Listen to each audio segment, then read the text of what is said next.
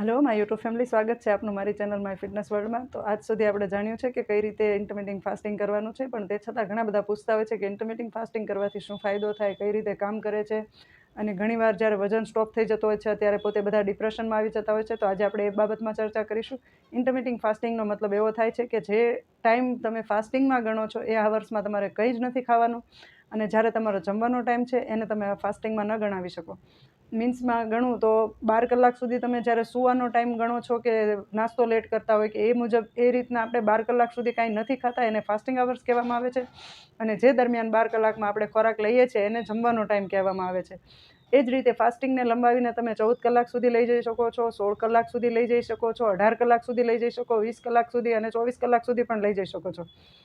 જેમ કે 24 કલાક એટલે તે દિવસે પછી બીજો એ દિવસે કંઈક સીધું જે ખાવું એ ખાવાનું છે, તે દિવસે રાત્રે પણ કાંઈ નથી ખાવાનું. એટલે તમે સીધા 32 કલાકનું ફાસ્ટિંગ કરી શકો છો. એને 24 કલાકનું ફાસ્ટિંગ કહેવામાં આવે છે. બીજે દિવસે જ્યારે જમવાનો ટાઈમ થાય ત્યારે તમે જમો છો એ મુજબ ટાઈમ સેટ કરવાનો છે તમારે.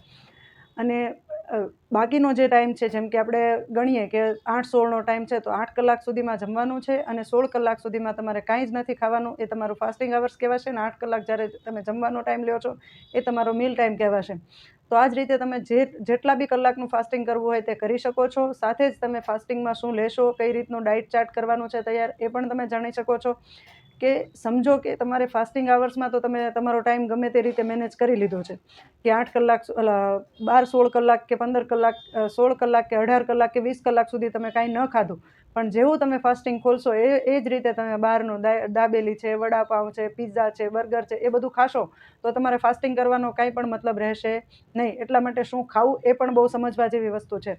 એટલે ખાસ કરીને જ્યારે તમારે ફાસ્ટિંગ અવર્સ પૂરો થાય છે અને જ્યારે તમારો ખાવાનો ટાઈમિંગ ચાલુ થાય છે ત્યારે પહેલાં તો સ્ટાર્ટિંગ સમયે તમે બ્લેક સોલ્ટવાળું પાણી થોડું પી અને હળવો ખોરાક લેવાનું ચાલુ કરી શકો છો. જેમ કે તમે નાનું બાઉલ એક ફ્રૂટ્સનું કટ કરીને લઈ શકો છો, એક નાનું બાઉલ તમે અંકુરિત કઠોળ લઈ શકો છો. એ જ રીતે એક નાનું બાઉલ તમે કોઈ પણ જાતના નટ્સ લઈ શકો છો.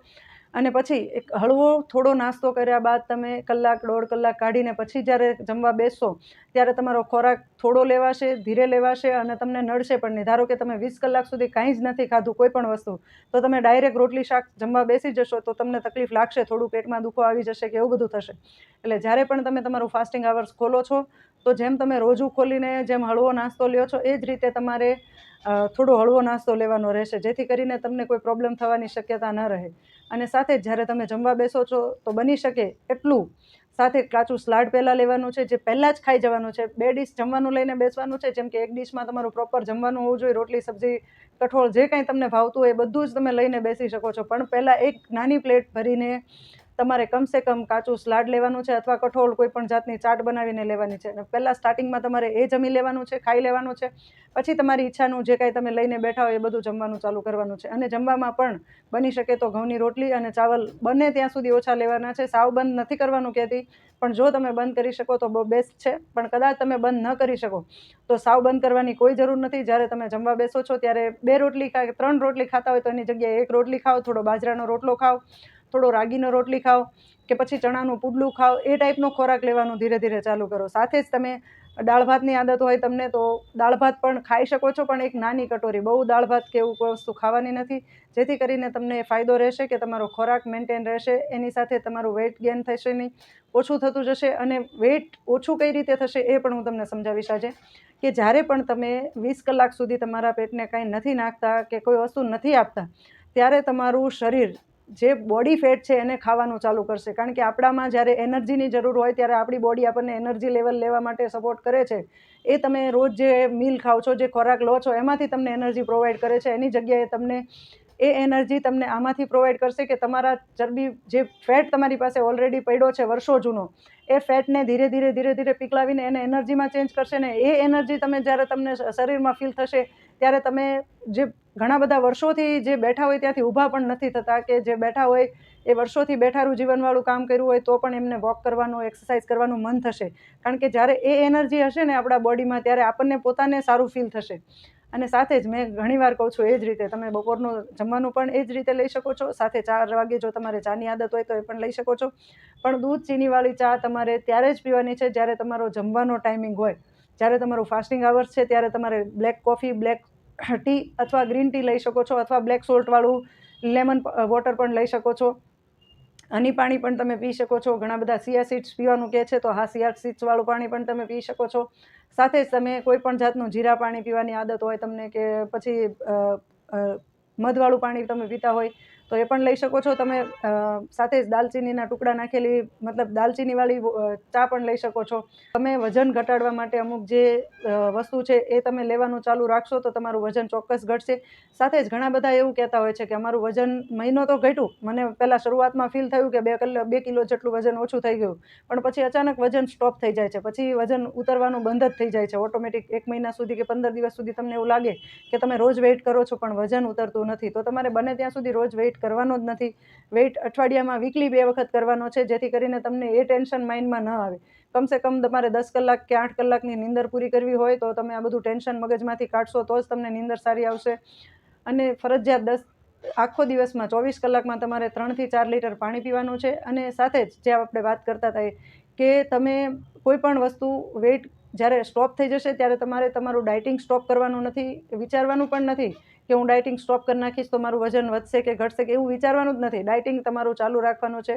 તમે એવી કહેવત સાંભળી હશે કે કાંકરે કાંકરે પાળ બંધાય અને ટીપે ટીપે સરોવર ભરાય. એની જેવું છે કે જ્યારે તમે ધીરજના માઇન્ડમાં સેટ કરીને બેઠા હશો ને કે મારે ધીરજ રાખવાની છે ને ધીરે ધીરે મારો વજન ઉતરશે જ, ત્યારે તમારો વજન ચોક્કસ ઉતરશે. તો જેને પણ વજન ઉતારવાનો છે તે બધા જ આ વસ્તુ મગજમાં પહેલાં ફિટ કરીને બેસી જાય કે મારે વજન ઉતારવો છે, તો મારે વજન ઉતારવા માટે મારું જે કાંઈ પ્લાનિંગ છે એ એમનામ સેટ રાખવાનું છે કે મારે આ રીતે જ વજન ઉતારવાનું છે.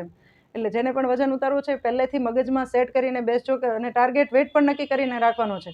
ધારો કે તમારો ટાર્ગેટ વેઇટ છે કે મારે 15 કિલો વજન ઉતારવું છે, મારું 90 કિલો વજન છે, એમાંથી 15 ઉતારીને મારે 75 લઈ આવવું છે, તો એ પહેલાંથી તમારું સેટ રાખીને ચાલજો. એટલે તમને કોઈ ત્યાં સુધી કોઈ પણ ગમે તે કહે, ઘણી વાર તો આપણે આપણા રિલેટિવ જ એવું કહેશે કે તું આ ખોટી ભૂખી રહેશ ને, તું આવું બધું ખોટું કરે છે ને. તમે ઘણાને એવું કહેતા હશે. પહેલાં આપણા પરિવારના, આપણા જે કાંઈ આપણી આસપાસ હશે એ બધા તમને ડિમોટિવેટ કરશે કે તું તો આટલો ટાઈમથી કંઈ સારું ખાતી નથી ને, તું આવી થઈ જઈશ ને, તું આવી થઈ જઈશ ને. ત્યારે તમારે એ બધી વાતને ઇગ્નોર કરી અને તમારો લક્ષ્ય, ટાર્ગેટ જે નક્કી કરેલો છે ત્યાં સુધી તમારું વજન ન ઉતરે ત્યાં સુધી તમારે એ મગજમાં ફિટ રાખવાનું છે કે તમારે ડાયટ પ્લાન છોડવાનો નથી. સાથે જ ઘણા બધા એવું પૂછતા હોય છે કે વીકલી એકાદી વાર બહાર જમીએ તો ચાલે ખરા, પણ એવું નથી જમવાનું જે તમને નુકસાનકારક હોય. થોડો ટાઈમ 4-6 મહિના સુધી એટલું સાચવીને રાખો કે તમે તમારું કોઈ પણ જાતનું જે ફાસ્ટિંગનો નિયમ બનાવ્યો છે એ બ્રેક ના થાય. એટલે ફાસ્ટિંગ અવર્સમાં તમારે જમવા બહાર નથી જવાનું, અથવા તો તમે જમવા જાઓ તો એવો ખોરાક લેવાનો છે જેમાં એકલું પિઝા બર્ગર ટાઈપ બહારનું બનાવેલું ન હોવું જોઈએ, કે ભરીને ચીઝ આ તે એવું બધું તમે ખાશો તો તમારો વેઇટ, તમે 8 દિવસનું જે તમારું મહેનત કરેલી હશે ને એક જ સમયમાં પાણીમાં જતી રહેશે. એટલા માટે તમે જે કાંઈ કરો એ વિચારીને કરજો અને વિચારીને ખોરાક લેવાનું રાખજો. અને સાંજના ટાઈમે પણ તમે ડિનરમાં પણ બપોરની જેમ, અને બપોરના જમવામાં તમે છાશ ઇન્ક્લુડ ચોક્કસ કરજો, જેથી કરીને તમે 2 ગ્લાસ છાશ પીવો તો તમારું પેટ પણ ભરાઈ જાય અને તમારો ખોરાક પણ ઘટી જાય. અને રાતનો ડિનર આવે ત્યારે તમે એ જ રીતે જે બપોરનો ખોરાક લીધો છે એ જ રીતે પણ 7 વાગ્યા પહેલાં બની શકે તો ડિનર કરી લેવાનું છે. અને કાચું સલાડ ભરપૂર ખાવાનું છે. અને 4 વાગ્યે પણ તમે ફ્રૂટ્સ, કોફી જે કાંઈ લેતા હોય એ લઈ શકો છો, કોઈ જાતનો પ્રોબ્લેમ નથી. સાથે તમે હળવો ફૂળવો નાસ્તો પણ લઈ શકો છો, જેમ કે પોપકોર્ન છે, મખાના છે, કે પછી આપણા ઘરે સેવ મમરા બનાવેલા હોય એ ટાઈપના. અને સાથે જ રાતના ડિનરમાં તમારે કાચા સલાડ સાથે તમારી જે ડિનરની ડીશ હોય એ તમે જમી શકો છો. પણ રાતનો ખોરાક બની શકે એટલો હળવો લેવાનો છે અને ઓછો લેવાનો છે, થોડું ભૂખ્યું રહેવાનું છે, જેથી કરીને તમારો વજન જે ઉતારવામાં મદદ થાય એવું છે એ તમારી. અને ઘણા બધા એવું વિચારતા હોય છે કે આપણે ખોરાક વગર જીવી ન શકીએ. હકીકતમાં એવું છે કે તમે કદાચ 8 દિવસ સુધી અન્ન ન લીધું હોય ને તે છતાંય તમને કશું જ થવાનું નથી. એ માણસની એક વિચારધારા બની ગઈ છે કે આપણે 3 ટાઈમ ટુ ટાઈમ જમવાનું છે તો જમી જ લેવાનું છે એમ. એટલા માટે બધાને અત્યારે પ્રોબ્લેમ થાય છે. તો જેને પણ આવો વિચાર માઇન્ડ સેટ કરીને રાખ્યો હોય એ લોકો એમના વિચારને પહેલેથી જ ચેન્જ કરીને રાખજો. અને તમારા જમવાનો ખોરાક તમે શું લેશો એના ઉપર તમારું વજન ઘટવાનું પણ નક્કી રહેશે. તો જેને પણ ખોરાકનું ખબર નહીં પડે અને જે રૂટીન જે ખોરાક લે છે એ જ મુજબ લેશે તો એ ઇન્ટરમિટિંગ ફાસ્ટિંગ કરશે તોય ભલે ને નહીં કરે તોય ભલે, વજન ક્યારેય ઉતરશે નહીં. તો જેને પણ વજન ઉતારવું છે એમને એમનો ખોરાકમાં ચેન્જ લાવવો પડશે. તો પહેલાં આ મગજમાં સેટ કરી લેજો કે તમારે તમારું વજન ઉતારવું છે અને તમે એક નક્કી લક્ષ્ય રાખજો તો જ તમે વજન ઉતારી શકશો. બસ આજ માટે આટલું જ. Thank you.